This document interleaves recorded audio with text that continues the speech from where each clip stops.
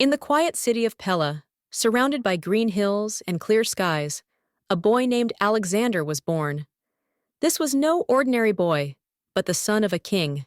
His father, Philip II of Macedon, was a powerful ruler who expanded his kingdom through war and alliances. His mother, Olympias, was a woman of strong will and deep belief. She told Alexander that he was not just a prince, but a descendant of gods. These words filled the young boy with a sense of destiny and a thirst for greatness. Alexander's childhood was full of learning and challenges. He was raised not only to rule, but to conquer. Even as a young boy, his sharp mind set him apart. His first teacher, Leonidas, trained him in discipline and physical strength. Alexander learned to hunt, ride, and fight, skills he would later use in battle. Leonidas was strict, but he believed Alexander could become great. He demanded hard work, and Alexander, even as a child, rose to every challenge. At the age of 10, Alexander showed bravery that shocked even adults. His father was offered a wild horse for sale, but no one could ride it. The horse, strong and untamed, frightened everyone who tried to control it. King Philip was about to send the horse away when Alexander stepped forward. The boy studied the animal carefully, noticing it was afraid of its shadow. With patience and skill, Alexander calmed the horse and climbed onto its back. The onlookers gasped as Alexander rode the horse in circles, showing no fear. The animal, named Bucephalus, became his loyal companion for life. King Philip, watching his son's triumph, turned to him with tears in his eyes. "My boy," he said, "find a kingdom big enough for your ambitions." These words stayed with Alexander forever. He began to dream of conquering lands far beyond Macedon, even as he played and studied like other children. Alexander's early life was shaped by these lessons in courage and vision. He learned that greatness required both strength and wisdom. His days in Pella, though simple, planted the seeds of the hero he would become. Alexander's journey was just beginning, but his ambition was already clear. The boy who tamed the wild horse would one day tame empires. From the hills of Macedonia, he dreamed of a world that would know his name. When Alexander turned 13, his education reached a new height. His father invited Aristotle, a famous philosopher, to teach him. Aristotle had great knowledge of many subjects. He taught Alexander about science, art, philosophy, and politics. Their lessons were held at the Temple of the Nymphs, a peaceful place surrounded by olive trees and flowing streams. Aristotle believed that wisdom was the greatest strength a ruler could have. He often said, "An educated mind can rule better than a sharp sword." Alexander listened closely, eager to learn. His curiosity impressed Aristotle, who pushed the young prince to think deeply about life and leadership. These lessons were not only about knowledge, but also about values. Aristotle taught Alexander the importance of justice, courage, and respect for others. At the temple, Alexander studied alongside other noble children. Some of these boys would later become his trusted generals. They learned to debate and solve problems together, sharing ideas that would shape their futures. Alexander was a leader even among his peers. His sharp mind and strong opinions often stood out. When others hesitated, Alexander would speak with confidence, earning both respect and admiration. One day, Aristotle showed the boys a map of the known world. He pointed to Persia, Egypt, and India, lands far beyond Macedonia. "These places are full of wonders," he told them, "but they are also ruled by kings who fear change. A strong leader could unite them." Alexander's eyes lit up as he imagined these distant lands. He dreamed of leading armies across mountains and seas to conquer them all. Outside of their lessons, Aristotle encouraged Alexander to read stories of heroes like Achilles and Hercules. These tales of bravery and adventure inspired Alexander to see himself as a hero in his own story. He believed that his destiny was to achieve greatness, just as these legendary figures had done. Alexander's time with Aristotle taught him more than facts. It shaped his mind, his morals, and his view of the world. These lessons stayed with him long after he left the olive trees of Macedon. They gave him the tools to think, plan, and lead, which he would carry into his future conquests. By the age of 16, Alexander was no longer a boy. His father, King Philip, trusted him with important responsibilities. When Philip went to war against Byzantium, he left Alexander in charge of Macedon. It was a test of the young prince's ability to lead. Alexander had barely taken control when trouble arose.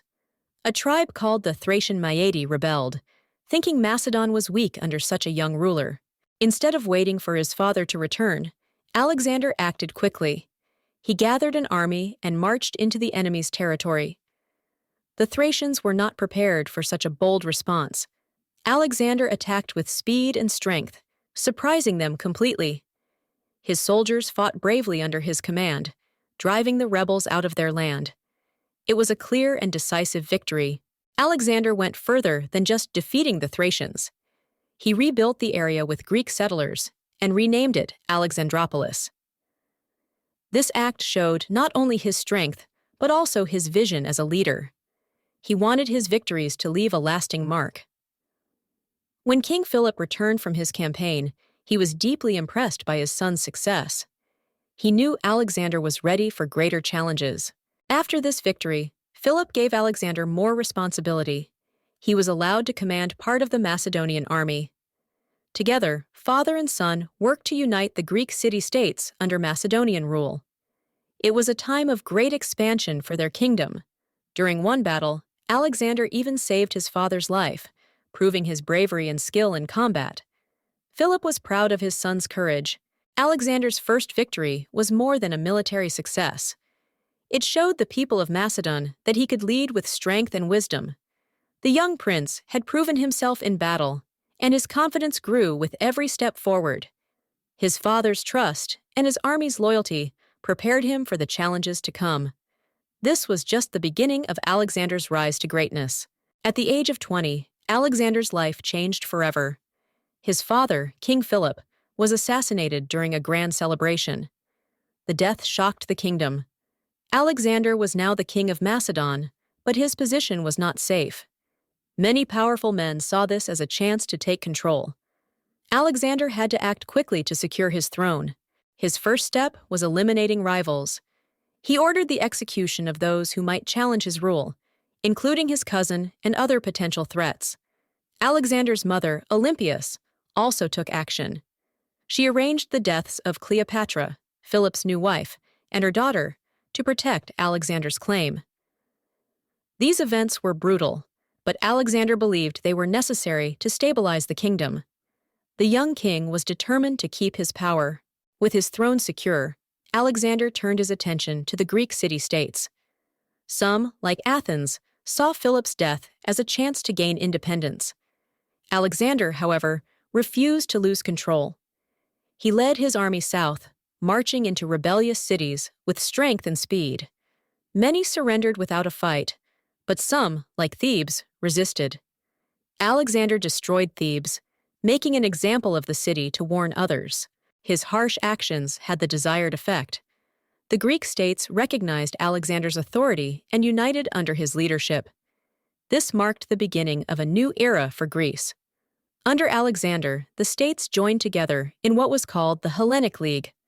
Alexander was chosen as the leader of this alliance, giving him command over the combined armies of Greece. The young king was now prepared for even greater challenges. His dream of conquest stretched far beyond Greece. Alexander believed it was his destiny to take on the powerful Persian Empire and expand his kingdom to the ends of the known world. With Greece united behind him, he began to plan his invasion of Persia. The rise of Alexander had only just begun. In 334 BCE, Alexander marched into Persia with an army of 40,000 men. His goal was clear: to conquer the Persian Empire.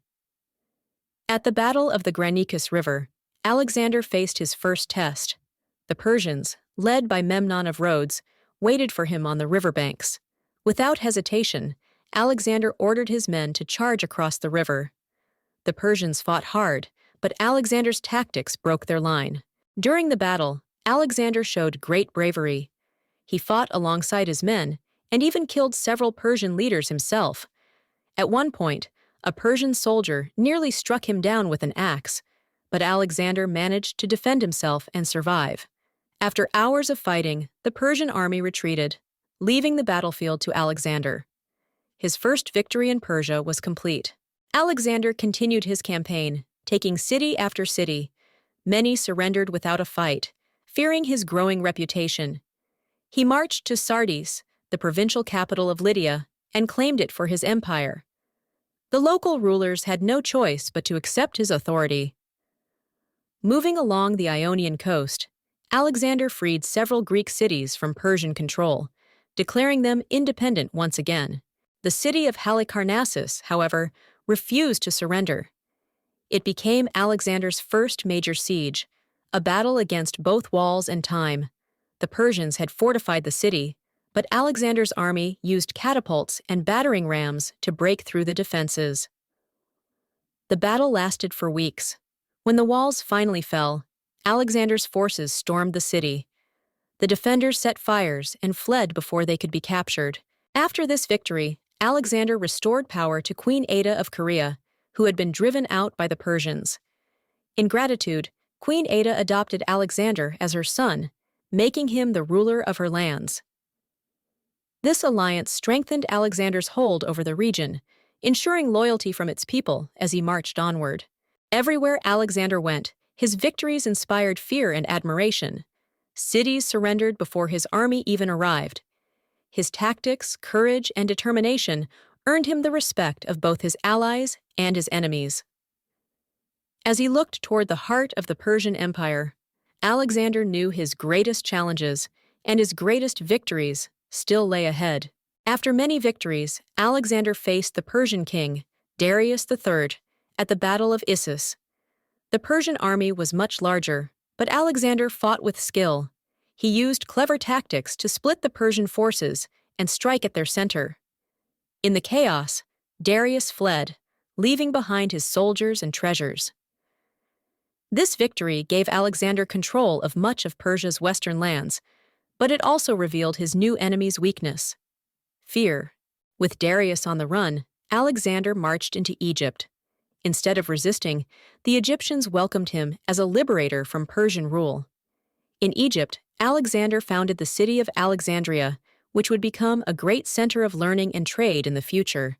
He was also declared a son of the gods by Egyptian priests, strengthening his image as a ruler of both men and divine power. Alexander left Egypt and pursued Darius into the heart of Persia. At the Battle of Gaugamela, he faced the Persian king again. Darius had a massive army, but Alexander's strategy won the day. He led a direct attack on Darius, forcing the Persian king to flee once more. With this victory, Alexander claimed Babylon, Susa, and Persepolis, the wealthiest cities of the Persian Empire. He was now its ruler. Despite his success, Alexander's choices began to worry his men. He adopted Persian customs, dressed like a Persian king, and encouraged cultural mixing. Some of his generals saw this as betrayal, fearing he was forgetting his Macedonian roots. Tensions grew between Alexander and his closest allies. However, Alexander believed that uniting cultures would strengthen his empire. He continued to embrace Persian traditions while leading as a Greek. Meanwhile, Darius's reign came to a tragic end. Betrayed by his own men, he was killed before Alexander could capture him. Furious at the betrayal, Alexander executed the men who had killed Darius, claiming that only he had the right to judge a king. With Darius gone, Alexander declared himself King of Kings, ruler of the vast Persian Empire. His ambition, however, was far from satisfied. Alexander's empire was now the largest the world had ever seen. Yet, he wanted more, looking east to the lands of India. His victories in Persia showed his brilliance as a leader, but they also revealed cracks in his relationships with his men. The boy who had tamed Bucephalus was now trying to tame the entire world, but he was about to face challenges greater than ever before. After defeating Persia, Alexander turned his attention to the lands of India. He believed his destiny was to conquer the entire known world. At first, his army marched confidently, defeating local tribes and gaining control over vast new territories. However, as they moved further into India, the challenges grew. The land was strange to them, and the climate was harsh and unfamiliar. The most difficult battle came when Alexander faced King Porus of the Punjab region. Porus's army included war elephants, a terrifying sight for the Greeks. Despite this, Alexander's clever tactics led his army to victory. Impressed by Porus's bravery, Alexander allowed him to continue ruling his kingdom. This showed a different side of Alexander. He was not just a conqueror, he respected those who fought with honor and courage. But the long campaign had taken a toll on his soldiers. They were tired, homesick, and frustrated after years of war far from home. One day, the army refused to march any further. They begged Alexander to let them return to Macedonia and their families. Alexander, though disappointed, understood their feelings. He agreed to lead them back, though he continued to conquer small villages along the way. The journey home was not easy. Crossing deserts and rivers, many soldiers fell ill or died from exhaustion and hunger. Alexander himself suffered, though he refused to leave his men. He shared their hardships, showing the loyalty he expected in return. By the time they reached Persia, the army was much smaller. Alexander tried to rebuild their spirits with rewards and grand celebrations. In Babylon, Alexander began planning new campaigns to conquer Arabia, but he never had the chance to continue his dreams of expansion. After a night of heavy drinking, Alexander fell ill. His fever grew worse, and within days, the great conqueror was dead. He was only 32 years old, but his empire stretched farther than any before him. His death left a world forever changed. Alexander's generals divided his empire, but none could match his vision or leadership. His legacy was one of bravery, ambition, and controversy. Some saw him as a hero who spread Greek culture and ideas, while others viewed him as a tyrant who destroyed civilizations. No matter how history remembers him, Alexander's name remains eternal, a symbol of both greatness and the cost of endless ambition.